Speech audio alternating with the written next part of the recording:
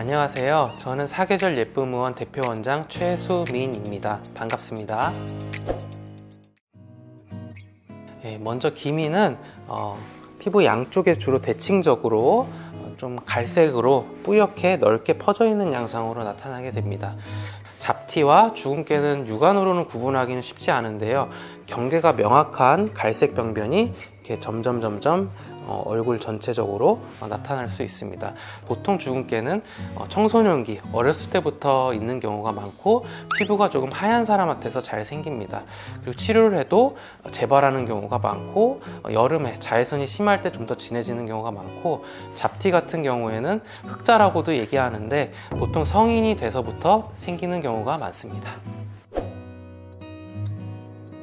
여러 가지 요인이 있는데요. 먼저 유전적인 요인이 있을 수 있겠고 또 호르몬적인 요인, 예를 들어서 임신을 했다든지 호르몬 치료를 받고 있다든지 하는 경우에 기미가 더 진해지는 경우도 있고요.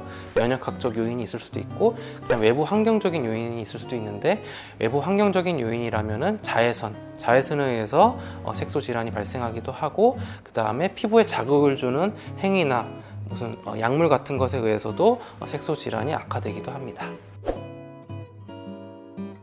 일단은 색소 질환을 치료하기 위해서는 현재 어떤 색소가 있는지 진단이 굉장히 중요한데요. 저희 병원에서는 정확한 진단을 위해서 마크뷰라는 진단기를 써서 모든 색소 환자에게 진단을 하고 있습니다.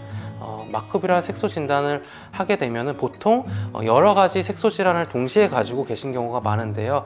그렇기 때문에 저희는 저희 올 시즌 스킨 커스터마이징이란 프로그램을 통해서 한 가지 레이저로 똑같은 시술만 하는 것이 아니라 현재 가지고 있는 피부 질환들에 맞는 여러 가지 피부 레이저를 동시에 사용하여서 치료를 진행하고 있습니다. 예전에는 피부에 강하게 레이저를 치료해서 한 번에 치료하는 방식을 선호하기도 했는데요. 그런 경우에는 색소 침착이 생기거나 더 진하게 올라오거나 하는 경우가 많았습니다. 그래서 저는 치료할 때 한 번에 강하게 레이저를 치료하는 게 아니라 피부 상태를 봐가면서 여러 번에 나눠서 적절한 레이저 강도를 그때그때 선택을 해서 치료하는 방식을 사용해서 서서히 좋아지게 하는 방식으로 치료를 하고 있습니다.